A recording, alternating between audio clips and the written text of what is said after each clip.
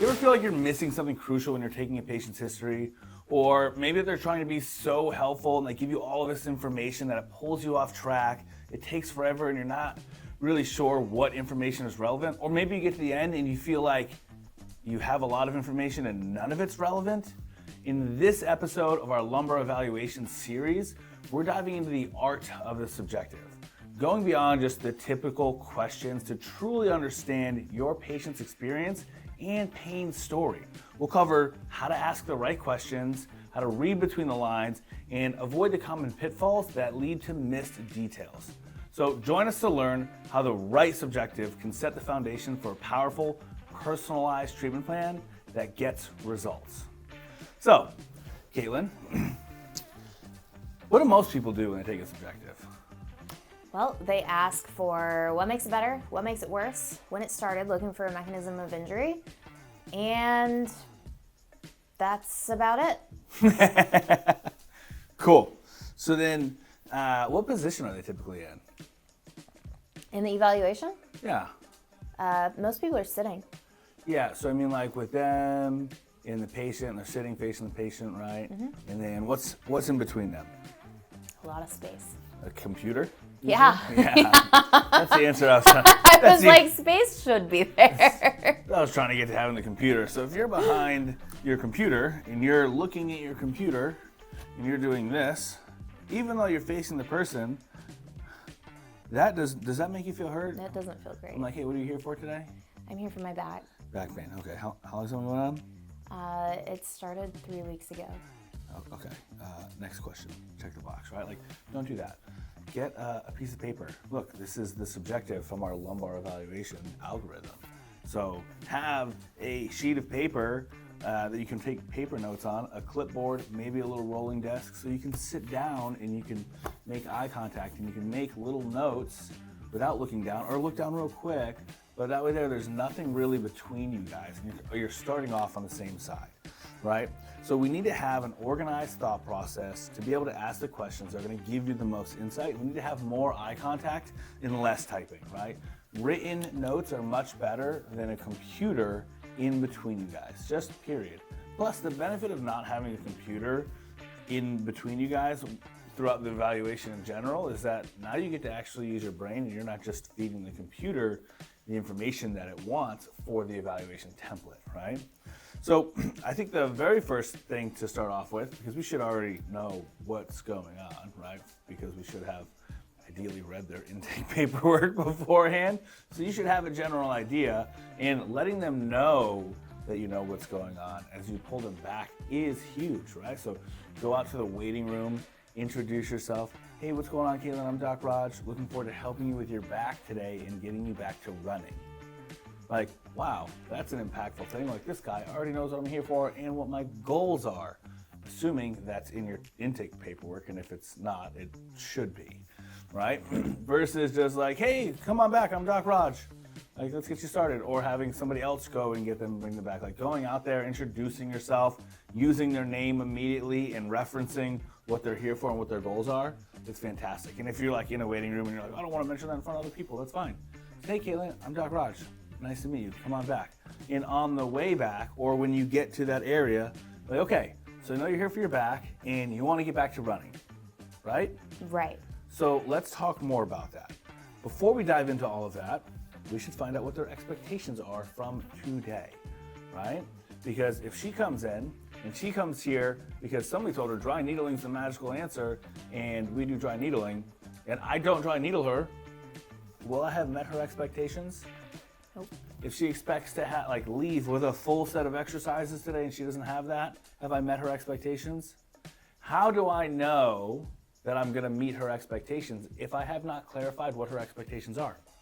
So if you want to start off a great relationship and a great therapeutic alliance, and if you're in the cash world, right, a long-term relationship, you should probably start off with finding out what their expectations are.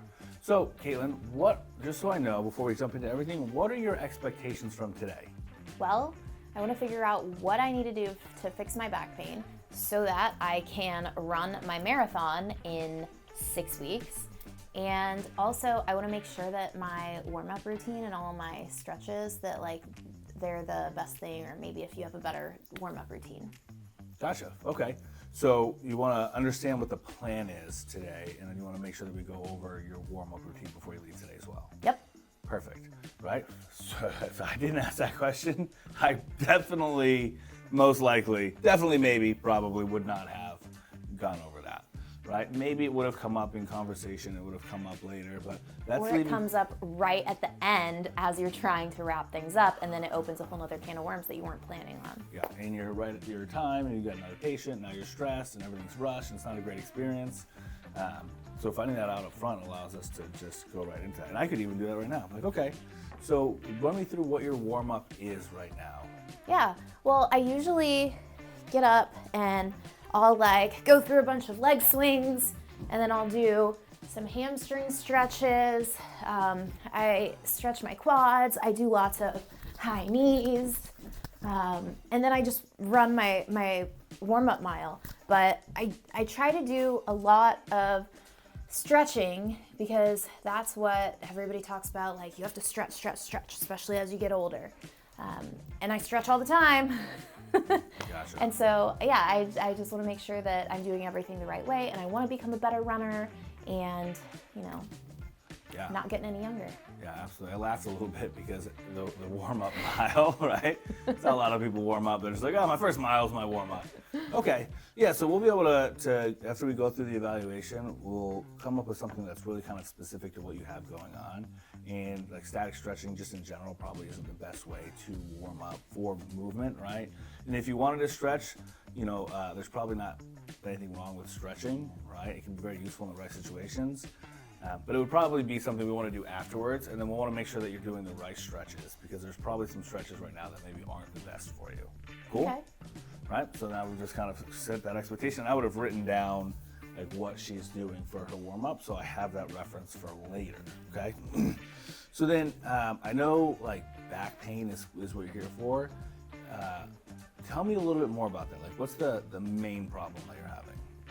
I have been fine with like my 5Ks and my 10Ks, but I have been having to like cut some of my distance runs short, and I have my marathon in 6 weeks, and I'm kind of concerned that I'm not going to be able to complete it because it's like, first it started off where it was just like during my long runs, and then it would linger, and now it's continuously lingering, and now I'm getting it at the beginning of my runs, and it's just like impeding not just my runs anymore, but now it's also impeding just like waking up or going to work or watching TV. It's like everywhere.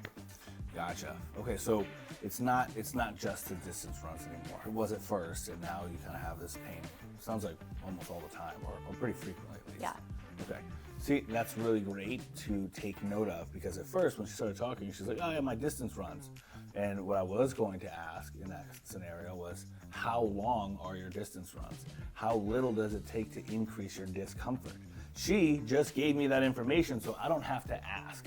Sometimes people will just word vomit, and they'll give you all of the information you need, and maybe you just ask a couple clarifying questions, repeat one or two things back to them to make sure that they know that you understand, and then you can just move right on, right? So how long has this been going on for? It's been going on for probably the last 3 weeks. I mean, I got like little flare-ups every so often, like over the last few months when I had more intense weeks, but it's been getting worse over the last 3 weeks as my mileage increased. Okay, when did you first notice it? I mean, I've had like bouts on and off, probably going back to like a year ago. Okay, anything before that? I mean, nothing like that. I've like pulled my back before and things like that, but that was a different injury. Yeah, how many times has that happened? I don't know, like once or twice. Okay, how long ago did that start? One was a few years ago when I was studying for boards. I was just like really stressed, I wasn't sleeping, and then another one was probably 2 years ago. Okay, so you've had some back issues that have popped up starting a couple of years ago. Sounds like there were some big time periods where it was not too big of a deal, it didn't bother you much, and then over the last year you started noticing it a lot, and over the last 3 weeks it really became a lot worse. Yeah. Gotcha. So we're not really looking at like the last 3 weeks of a problem, we're looking at maybe a couple of years of a problem where this has been building up. Okay, so that's just like, that's like creating a gap, right? If you ever, especially in the cash world, you get to the end of a plan or the end of an evaluation, and they're like, oh, I don't know, like it's not that bad. It's like, it's bad enough for them to come here, right? Like she wants help. We just have to make sure that they know that this is not the last 3 week thing. And if it has only been the last 3 weeks, that's fine, right? But that's going to draw attention to like, okay, so this has been going on some level for a while now. Now it's just worse. So then, what activities outside of running cause you pain? I know you said, you know, watching TV and just kind of like existing, it sounds like, but what kind of movements, activities, positions, or situations throughout your day-to-day over the last couple of weeks make it worse? It's been really bothersome when I'm like, even just watching TV when it's really bad, but especially when I'm like walking around the office or around my job. I wear heels at work, and like my feet have never been a problem, but my back is a problem. And so it hurts like when I'm standing, when I'm sitting. I try to be like as active as possible, so I'll like do more stretches if my back is bothering me. But it's, walking, sitting, resting, like even on days where I'm not doing anything and I haven't gone for a run, it's so confusing because it's just like it doesn't make sense. Okay, so it's when you're sitting and when you're walking, it's kind of like the worst, right? When you're watching TV, are you sitting? Yeah, I'm in my recliner. Gotcha. Are you reclined, or are you sitting up with like the feet up? I usually like sit back and I have like, my feet up on something. Gotcha. Okay. And then what stretches are you doing when your back's bothering you? I do a lot of hamstring stretches, and then I try to like do forward folds and stretch everything out there. And I'll do, I'll do like twists. And does that help? It feels like it does for a little bit, but then I'm just constantly, I feel tight. Gotcha. So when you're feeling the pain, you just kind of move a little bit in different ways, and then when you move, it feels a little bit less bad for a short period. Yeah. Got it. So I'm just kind of summarizing, right, the overarching pain behavior. She's not like, oh yeah, this one thing makes it feel really good, or like I kind of do this, and I do a little bit of this, I do a little bit of that. She's just trying to move, and she's just trying to find something. So now I know that when she's proactively looking for something to do to relieve it, I can be able to provide that to her through here. Also, when I'm listening to this, I'm thinking mechanical stressors. I've got a list of possible mechanical stressors in my head already. Like when she's running, like what's happening? She's probably, if I had to guess, heel striking, right? And she's probably has some load and extension and neural tension sensitivity, because those are the things that come on when you're running. A lot of runners have that depending on how they run, right? So you could clarify that, like, okay, when you're running, do you know if you heel strike or the midfoot strike, especially kind of later on in the runs? Yes, later on in the runs. I start off, I think, like pretty midfoot, and then as I get tired, definitely more on my heels. Yeah, totally. Okay. So then, where do you feel the most symptoms? I know that you said that you have back pain, but you also feel tight and you stretch your hamstrings. So like tightness down the leg. Like what else do you feel besides pain, I guess? I mean, the pain goes across my back, but that's also where a lot of the tightness is, where I like try to stretch all of that. It's just like all the way across. And then I also get a lot of tightness like in my hips. So I stretch my hamstrings because I feel like my hamstrings get really tight, and then I just feel a lot of tightness just like in my upper butt and in my butt. Yeah, so it kind of like comes from your back down through the butt and into the hamstrings. Gotcha. Yeah. So when I'm listening to this, I'm also thinking, what could be causing that, right? That pain across the back here, or sorry, the tightness across the back, that's typically indicative of a bilateral QL guarding, because the QL is a long muscle that spans the whole lumbar spine. And when there's an irritation, one or both sides will go into guarding, and then people can get that sensation of tightness or that pain right over the SI joint because the QL actually connects down in there. And then when she's talking about her tightness in her hamstrings, I'm thinking, she's probably neural tension sensitive, because that is the pain pattern for neural tension sensitivity. So as I'm asking these questions, I'm clarifying and I'm formulating this hypothesis based on my understanding of the mechanical stressors and the pain patterns, right? Okay, so pain in the back, tightness down in the leg. Do you have any numbness or tingling or anything anywhere down in the back or the legs? Sometimes in my runs, my right leg, like I wouldn't call it numb, but I get like a weird, overly tight or like a shooting. It's not like a pain, but I get something that just like shoots in the back of my leg that feels like a really tight, sharp stretch. And that's like when it's really bad. Okay, now is it just here where you're rubbing, or does it go down into the calf or the foot at all? It's mostly just through here. Okay, and is that how you would describe most of what you're feeling? Is kind of like sharp and tight? Or like, would you call the pain itself throbbing, burning? How would you describe that? A lot of it is like sharp and tight, yeah. Okay, and then if you look on a 24-hour clock, when is your pain the worst? Is it in the morning? You know, like when you're first waking up, later in the morning, middle of the day, in the evening, or at night when you're trying to sleep? Definitely like lunchtime, and then again towards the end of the day. Gotcha, so it's like kind of starts off not too bad, and then it spikes up over lunch, and then it'll come back down. Okay, what are you doing around lunchtime? So I take an early lunch and I go for my run at lunch. And then I'm pretty much on my feet at the office for the rest of the day after the lunch break. And then I get home, and then I take the dogs for a quick, not a run, but just a jog walk, and do household stuff after that. Gotcha, so how's it feel in the morning leading up to your lunch run? Is it bothering you then? No, it's like pretty decent in the morning, so it's just tight. Gotcha, so you feel a little something, but after the run it gets worse, and then you come back to the office, it's a little bit less bad, and then when does it get worse again? Is it after the jog with the dogs? It starts getting worse again after, so I have like a lot of my meetings with my clients after lunch, and so that's like where if I haven't been in like business casual already, then like I'm putting on my heels and getting dressed up, I'm like walking all across the building, sometimes to a different building. And by the end of the day, it's just like kind of bad again. Yeah, so it's really kind of like when you put the heels on and go walking. Yeah, but my feet are fine. Okay.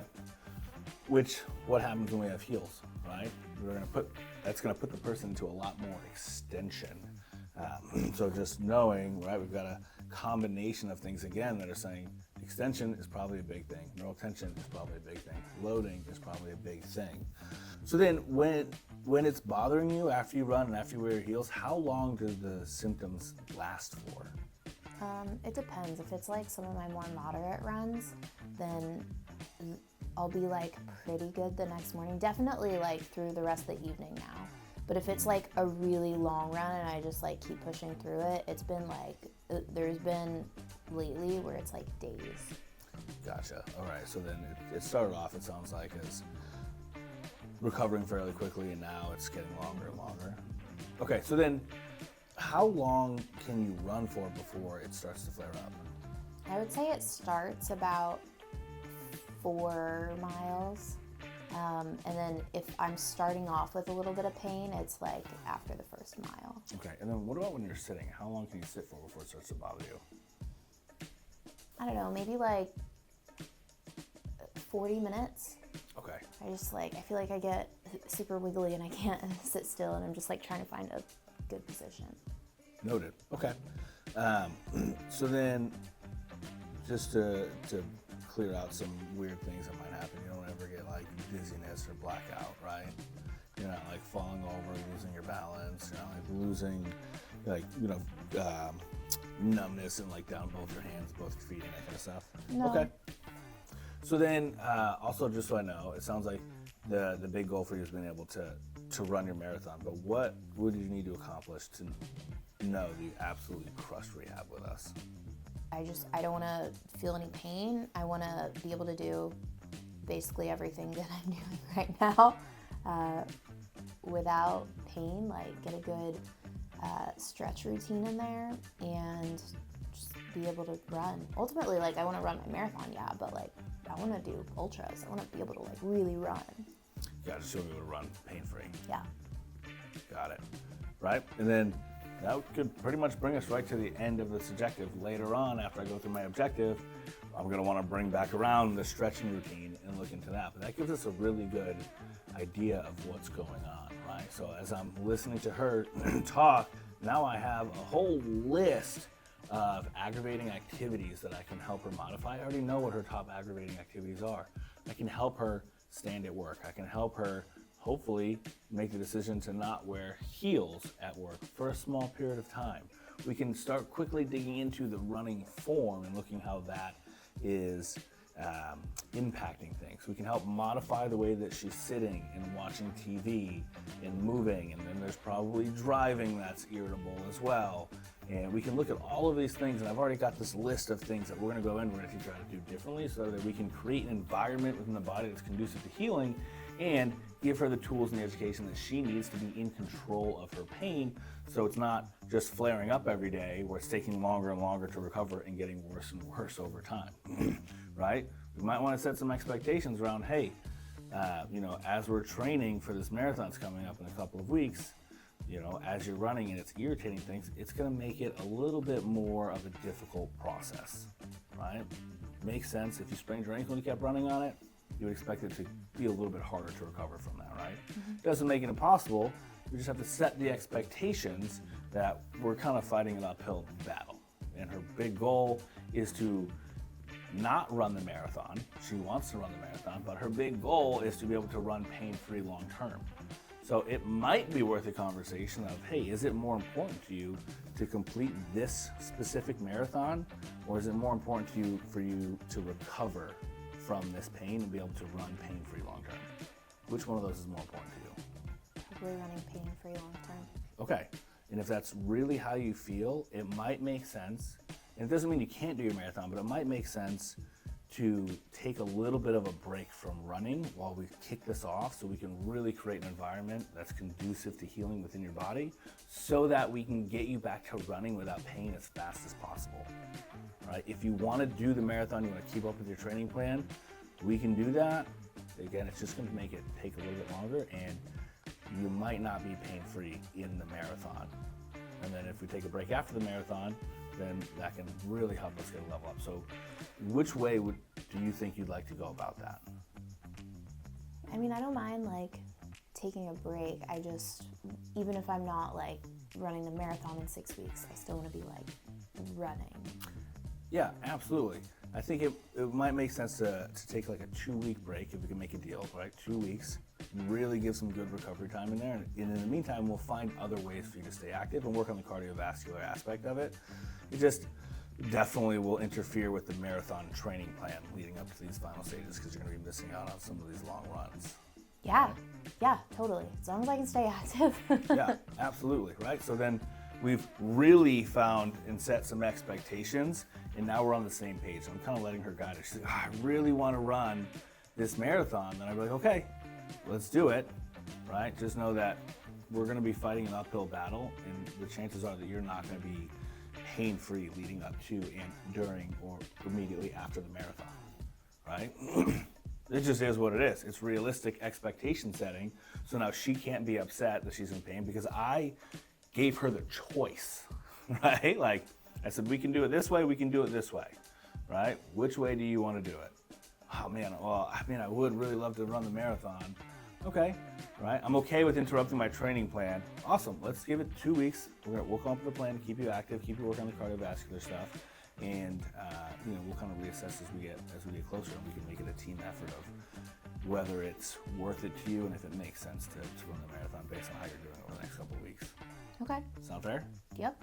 Cool. Right, and then we go into the objective portion of the examination. So, if you guys made it this far, you don't know who I am, I'm Doc Raj. I'm Doc Caitlin. And we're the co-founders of the Performance Rehab Authority.